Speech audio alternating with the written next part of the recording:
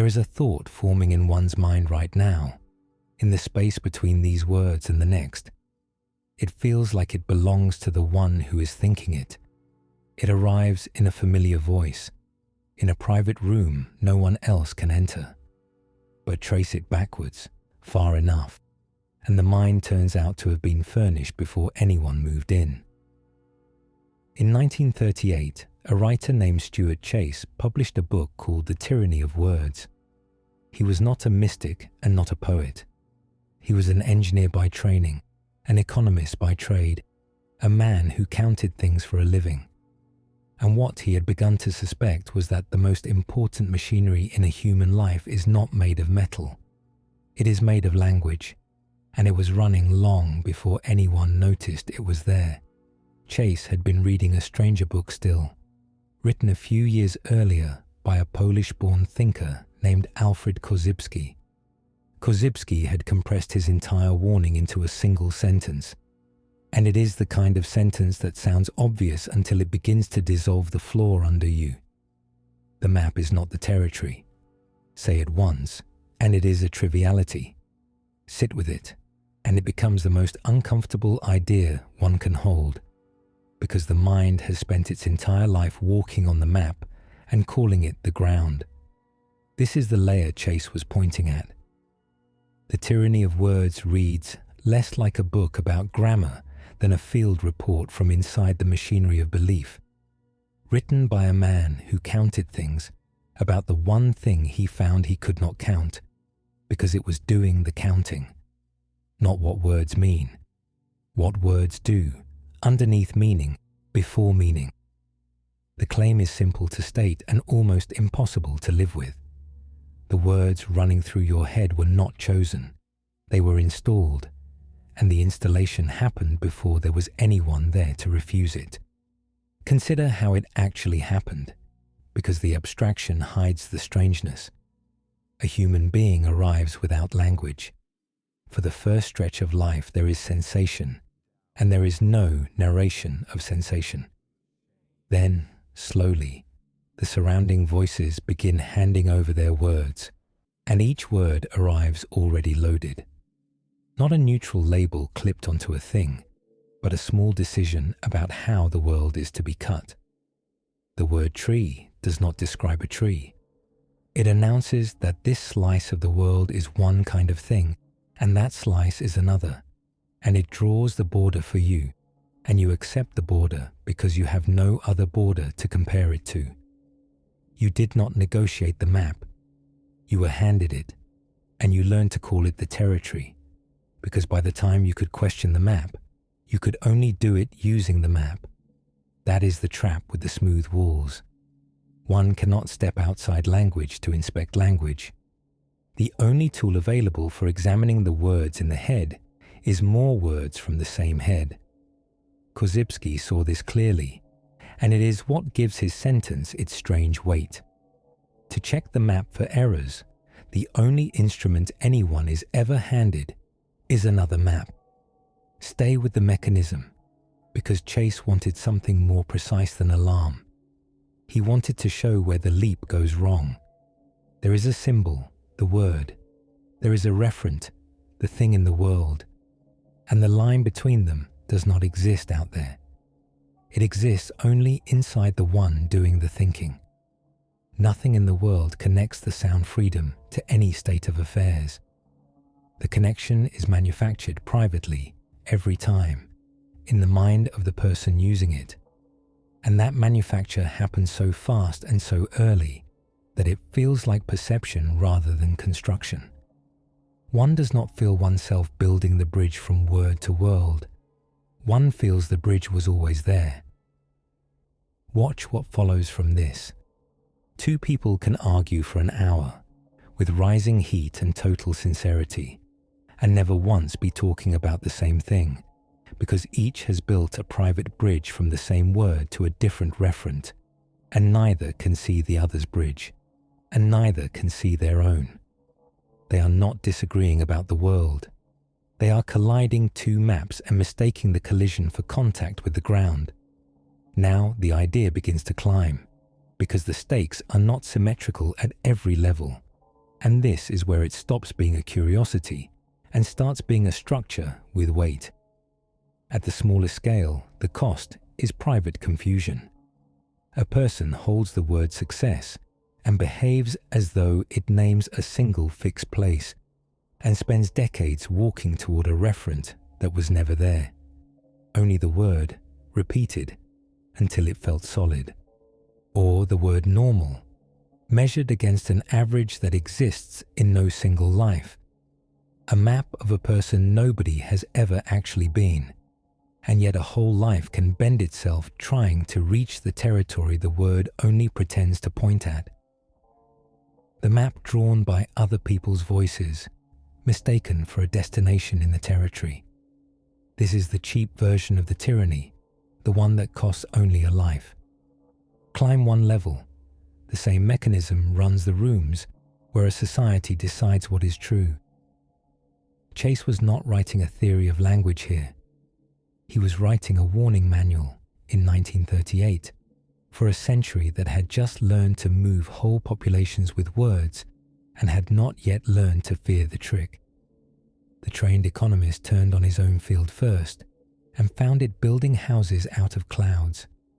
An economist says market forces, and the phrase lands like a law of nature, like gravity, like something written into the structure of the world. But there are no market forces in the territory. There is a vast, particular mess of individual human choices, and over that mess a word has been laid, and the word is smooth and singular where the reality is rough and plural, and once the smooth word is in place, people begin to reason about the word and forget there was ever a mess underneath. The model hardens into a law. The map is mistaken for the territory, and now the mistake is wearing the robes of a science. There is a phrase for what happens here, and it is worth naming precisely. When a high abstraction, justice, the economy, the nation, is treated as though it were a single concrete thing with a will of its own, the mind stops asking what is actually down there.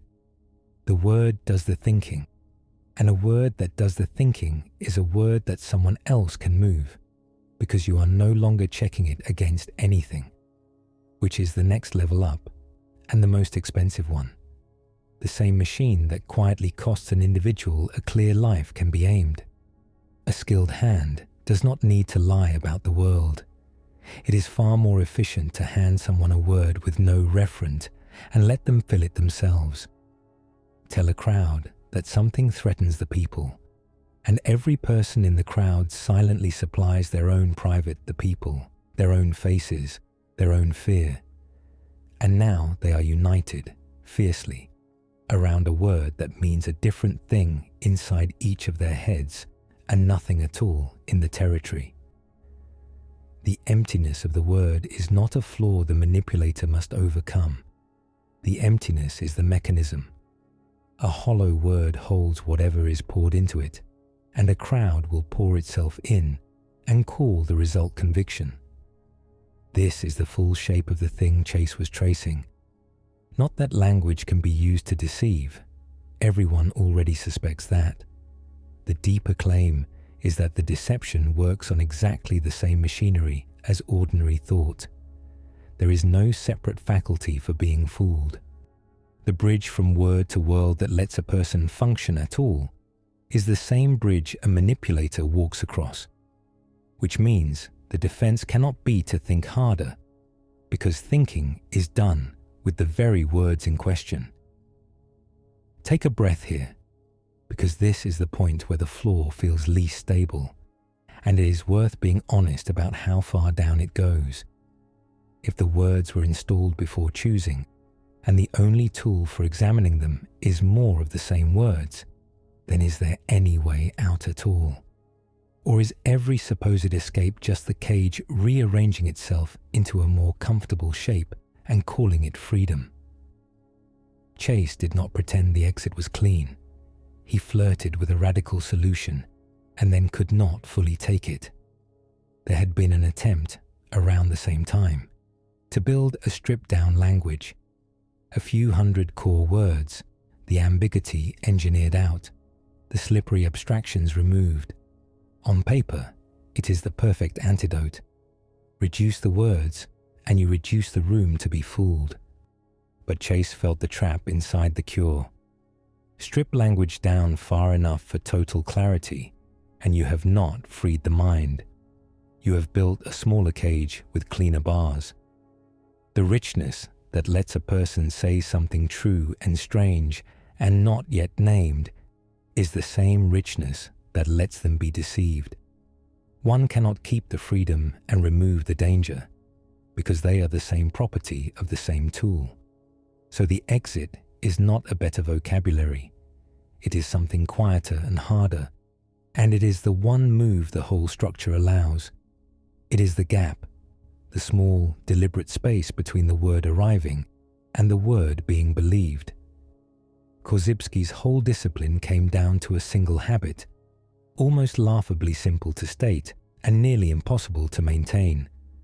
When a word lands, do not immediately walk across the bridge. Pause on the near side. Ask what, exactly, in the territory this word is pointing at.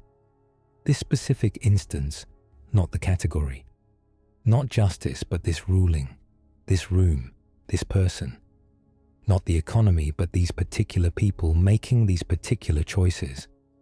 Not freedom, but freedom from what, for whom, measured how. The word does not get less powerful. The walk across the bridge gets slower, and in that slowness, the one walking stops being walked. That is the entire technique. And notice what it is not.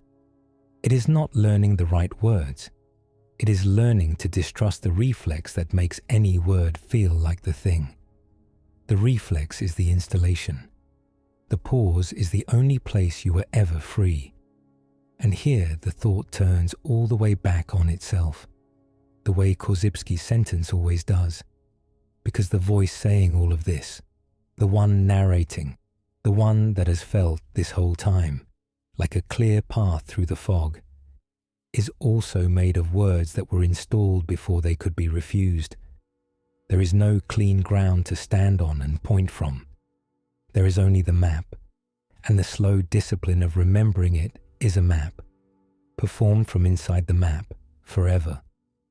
The sound of your own thinking reaches what you call an inner voice, and it has always felt like the most private thing you own. It is the last place you would think to look for someone else's hand. But the words in that voice were handed over, one at a time, by people who themselves received them the same way, in a chain running back past any origin anyone can name. The voice is real. The thinking is real. The ownership is the part that was never quite true. Stuart Chase did not write that book to make anyone despair of language. He wrote it because he believed the gap could be widened, that a person could learn to feel the seam where the word stops and the world begins, and live in that seam instead of being lived by it.